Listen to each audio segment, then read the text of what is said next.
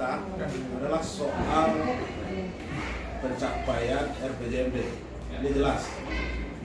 Ketika ini kita mengacu pada rencana pembangunan jangka menengah daerah, maka dia akan matching seluruhnya dengan laporan keuangan tadi. Kita tidak ingin biasa-biasa saja untuk dinas pariwisata ini, Pak. Masuk nanti dengan dinas PUPR. Saya mulai dari Lampanya Resort. Tidak ada masalah, baik soal lahan maupun soal pengelolaan. Hari ini kok datang-datang masalah. Kalaupun ada masalah di zaman Pak Kusmal di akhir di 2019, saya kira tidak mengaku keluar. Hari ini justru gebiarnya luar biasa. Apakah memang dinas pariwisata ini tidak mampu menyelesaikan konflik yang ada di lapangan, atau memang masalahnya terlalu berat? Saya berkali-kali sampaikan dan tidak ingin rapat kita di berikutnya hanya kembali membahas soal ini, karena tidak ada progres. Tidak ada progres penyelesaian. Kita berani katakan itu. Rumah makan yang didirikan itu masih menjadi perdebatan sampai hari ini. Apakah lahan ini milik pemerintah daerah atau memang milik kaum dari suku, salah satu suku yang ada?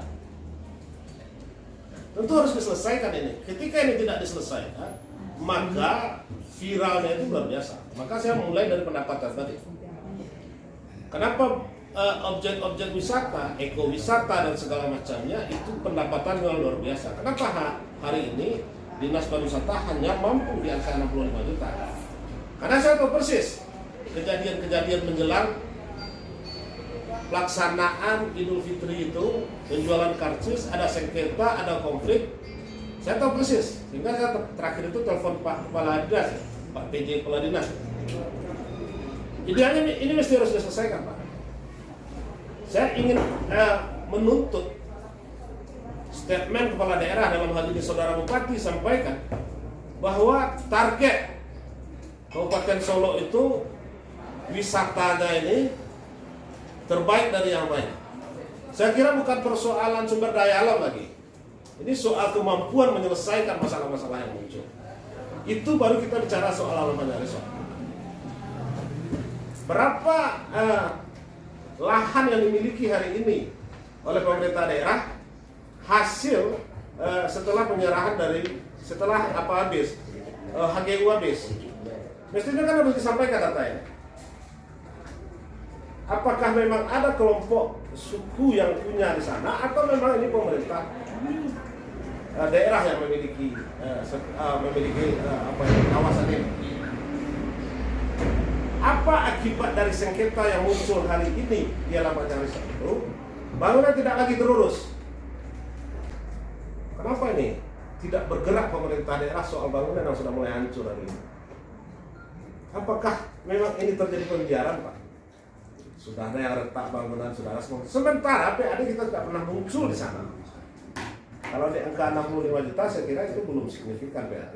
Dengan aset dan investasi APBD yang sudah berpuluh-puluh tahun kita tanam besar. Harus ada langkah-langkah bijak, tidak perlu dengan kekerasan-kekerasan, dengan statement-statement keras saudara Bupati sampaikan. Harus diselesaikan ini, duduk satu meja. Panggil pemilik kaum, pemilik lahan yang mengaku pemilik lahan, kemudian dudukkan satu meja, DPR KPP, kemudian ada keterlibatan kaum-kaum adat di sana yang bisa menjelaskan. Saksi sejarah itu banyak. Harus terlibat ini Mama di sana. Kalau kita hitung bukan miliaran, tapi sudah puluhan miliar itu, Pak. Investasi APBD di Lampanya Resort itu tidak kunjung bergerak. Tidak kunjung bergerak. Peningkatan segala macamnya. Ini kita ingin punya jadwal, Pak. Ya. Kapan sih penyelesaian konflik ini? Atau memang tidak ada keseriusan? Saya kira bukan Pak Kadisnya saja ya. Pemerintah daerah apakah memang tidak punya keseriusan menyelesaikan ini? Kalau bagi kami masyarakat di selatan itu menguntungkan, Pak. Kenapa? Homestay, villa yang tumbuh dari swasta itu justru mendapatkan keuntungan. Tapi pemerintah di mana posisinya pada saat ini? Jumat, Sabtu, Minggu itu tidak tertampung ya. Villa, homestay dan segala macam. Idealnya tentu villa yang ada di Lapangan Resort itu harus diisi oleh wisatawan. Karena wisatawan ini sekarang sudah berubah, tidak hanya lagi menikmati alam, tapi sudah nginap. Muncul hotel-hotel, sudah berapa hotel di dalam Lapangan ini? Tentu kita pemerintah tidak bisa melihat ini sebagai penonton, harus sudah hadir. Muncul cuma ada kumpul ya. Ini yang ingin saya sampaikan. Jadi catatan saya mengenai Lapangan Resort, Pak, soal keseriusan menyelesaikan masalah, kapan, dan kita tidak ingin diskusi masalah ini terus menerus. Dulu di zamannya Pak Nesripul Rumika kita sarankan bagaimana DPR KPP, kemudian Dinas Pariwisata, senior eksekutif, Bapeda duduk bersama menyelesaikan masalah. Saya sudah diskusi kemarin dengan Pak Pandeka. Pada intinya, beliau tidak keberatan kalau memang ada pola musyawarah mufakat. Kan ada pilihan-pilihan dari hasil musyawarah itu, Pak. Kalau kita bicara soal sejarah, tentu ini akan panjang, tidak akan selesai rapat kita nanti besok. Tapi intinya kita butuh komitmen pemerintah daerah, karena stakeholdernya hari ini adalah Dinas Pariwisata, kita butuh ini, Pak. Itu satu. Kemudian dulu ada pembohongan-pembohongan yang dilakukan ke Komisi 3 oleh mantan Kadis dulu. Dulu disampaikan bahwa proses sertifikat ini sudah di BPN, hampir kelar. Saya kira sudah 2 tahun kita rapat itu, Pak. Tapi kita tidak pernah lihat sertifikat itu. Kita tanya ke DPR KPP, ada tuntutan dari masyarakat sehingga memang sertifikat itu tidak bisa diproses. Mana yang harus kita pedomani? Apakah DPR KPP atau memang Dinas Pariwisata yang mengatakan bahwa sertifikat itu sudah dalam proses di Badan Pertanahan Nasional? Ini harus kita selesaikan, Pak. Sekali lagi saya bicara dalam kapasitas sebagai anggota Komisi 3. Jangan kita bermimpi ini kita akan pihak ketiga kan Lapangan Resort ini ketika persoalan lahan belum selesai. Salah satu syaratnya untuk mempihak ketiga kan tentu adalah sertifikat kepemilikan itu jelas. Itu soal Lapangan Resort. Kemudian saya sentil soal-soal infrastruktur objek-objek wisata maupun villa yang ada selatan. Mestinya ketika Solok Rajo itu sudah viral, kemudian Central Park juga sudah viral, kemudian sehingga pemerintah tentu harus hadir di posisi itu, Pak. Hadirnya di mana? Penyediaan infrastruktur itu menjadi penting. Kita lihat jalan menuju air dingin itu, kan kondisinya kecil, sempit, tidak diaspal. Yang menuju Solok Rajo, pelaku-pelaku usaha, pengusaha lokal di bidang wisata ini mestinya harus kita support. Mereka sudah sediakan arena, mereka sudah sediakan sarana dan prasarana, cuman dalam soal infrastruktur jalan ini menjadi masalah. Termasuk juga ke Central Park. Itu soal sarana dan prasarana. Kemudian ini cerita lama yang memang tidak pernah terselesaikan, soal Bukit Cangbai. Berkali-kali Pak Andrinov Caniago sewaktu beliau menjadi kepala Bappenas menyampaikan bahwa ini surganya dunia. 3-4 danau terlihat di sana. Tapi kan penyelesaian konflik tidak ada sampai ini. Apakah memang ini kawasan masuk Lembah Kumanti atau kawasan masuk Danau Toba? Tidak pernah terselesaikan. Berapa lagi APBD kita yang tertimbun di sana tanpa menghasilkan input PAD? Tentu harus menjadi kajian. Tidak terlalu rumit kalau memang ada keseriusan dan komitmen pemerintah daerah di sana. Sambil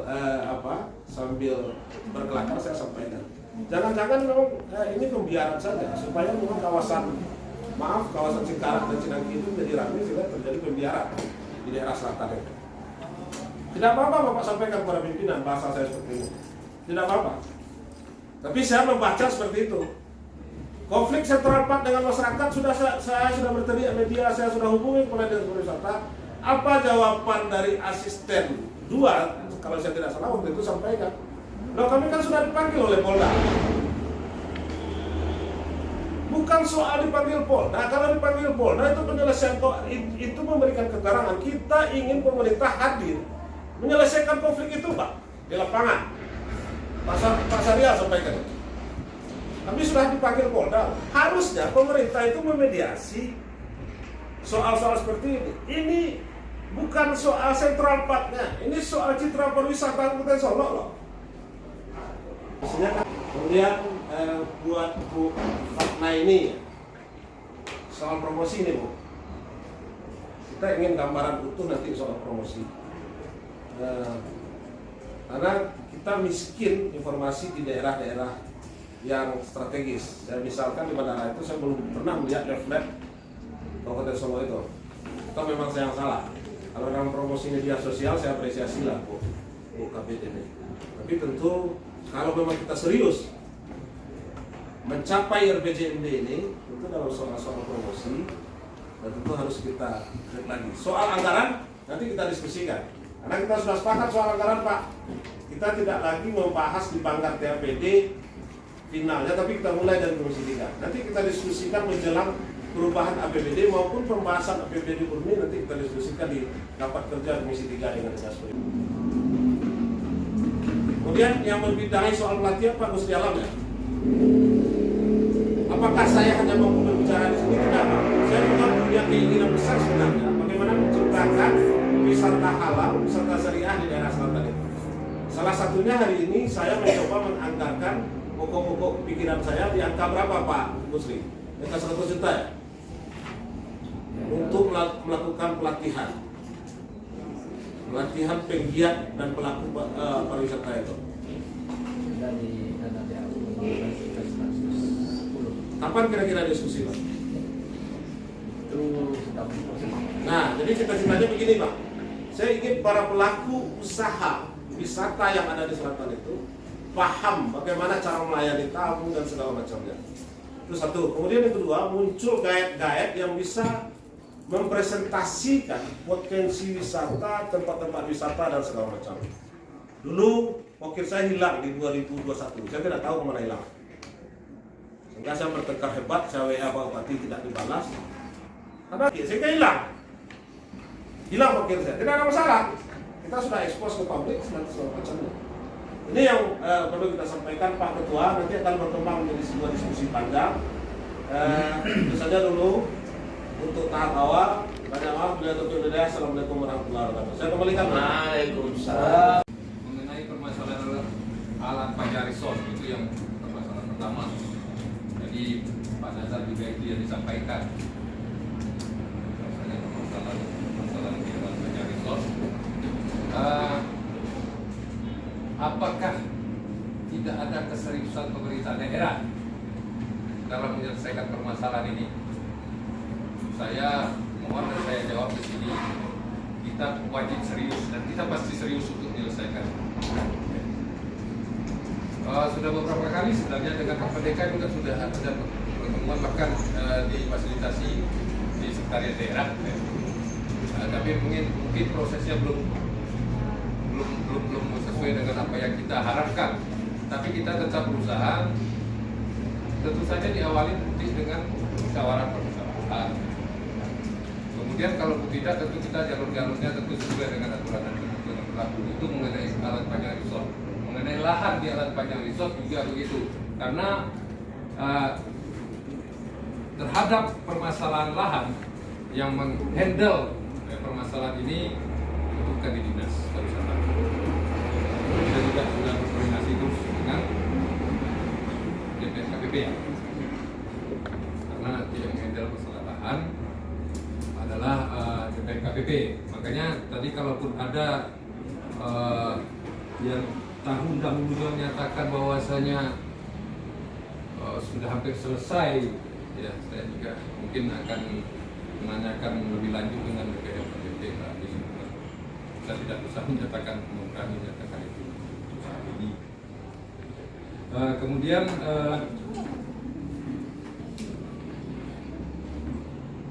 betul seperti yang disampaikan oleh Pak Abni Apis tadi, sampai sekarang PAD kita dari Alan Panjang Resort kan memang tidak sesuai dengan keberadaan Alan Panjang Resort itu sendiri. Alan Panjang Resort dengan fasilitas yang cukup banyak sebenarnya tentu diharapkan menghasilkan PAD yang lebih besar. Kita memang bercita-cita agar Alan Panjang Resort ini memang di pihak ketiga kan. Tapi menurut saya kalau memang permasalahan lahan belum selesai di kita, tidak ada yang akan mau. Tapi bisa saja nanti tentunya kerjasama mungkin dengan badan usaha milik negara juga bisa kita lakukan, atau pihak lain yang memang kerjasama dalam pengelolaan. Kalau memang itu bisa kita lakukan, maka kita lakukan. Dan mudah-mudahan juga permasalahan ini juga bisa cepat diselesaikan. Kemudian terhadap objek-objek yang berkembang di daerah selatan itu disampaikan oleh Pak Apis. Memang tugas pemerintah seharusnya, tugas pemerintah secara bersama-sama ini untuk tentu saja menyiapkan infrastruktur yang lebih baik,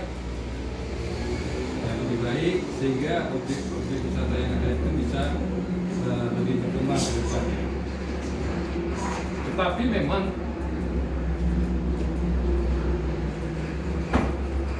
kita lanjut nanti disampaikan Pak Madra.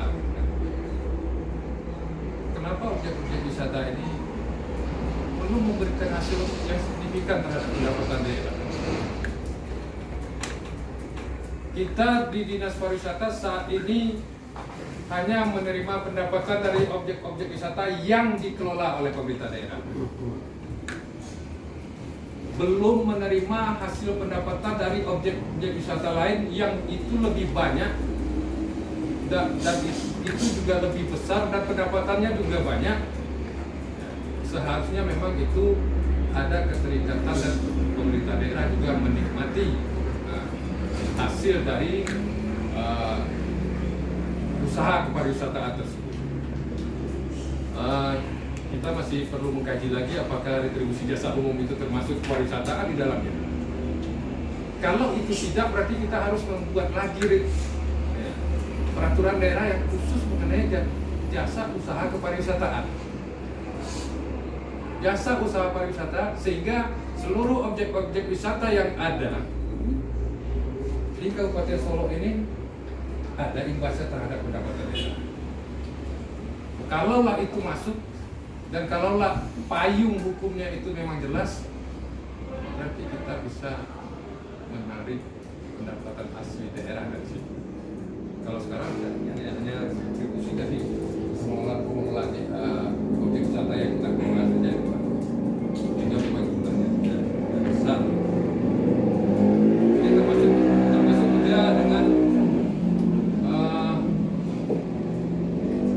potensi-potensi wisata yang ada seperti Bukit Jambai tadi disampaikan.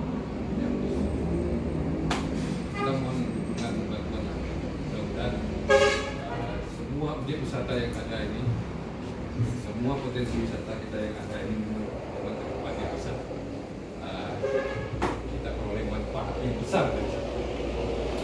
Selanjutnya mengenai promosi, nanti silakan Bu Neni. Promosi ya. Kemudian untuk pelatihan tadi sudah ya. Mengenai PAD dan pandemi tadi ya Pak. Kenapa itu bisa terjadi? Jadi yang kami sampaikan tadi Pak, di 2021 itu bukan di saat-saat ramai, itu selama 1 tahun itu. Selama 1 tahun itu hanya 53 juta Pak. Sebenarnya hanya dibilang itu saja. Jadi kita memang tidak melaksanakan kegiatan keramaian di saat hari-hari libur, apalagi hari besar Lebaran. Karena memang kondisi pandemi dan ketentuannya memang tidak boleh keramaian. Kemudian terhadap objek-objek wisata yang berkembang di tengah-tengah masyarakat, ya, baik itu milik perorangan atau ada kelompok ya, yang memilikinya. Nah, kita di Dinas Pariwisata ini sebenarnya ada program. Kita juga punya kelompok sadar wisata yang sampai saat ini jumlahnya sudah 44 Pornarwis yang kita miliki, dan itu selalu kita dampingi dan kita bina. Ayo, Pak. Nah, ya. Nanti teknisnya nanti disampaikan oleh Pak Kabid Pembangunan. Kita juga sudah memiliki desa wisata sebanyak 28. 28 desa wisata kita. Jadi tentu tetapi memang mungkin ya, pendampingan kita tentu belum maksimal. Kita berharap ke depannya itu bisa lebih maksimal lagi. Kemudian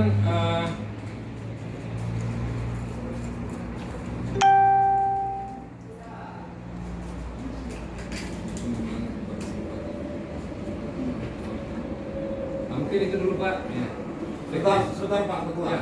Soal ini, soal penyelesaian konflik ini, Ya. tadi Pak Nazar kan minta apalah, semacam timing waktu lah ya. Belum ada. Oh gitu, baik Pak. Jadi Pak Sek. baik Pak.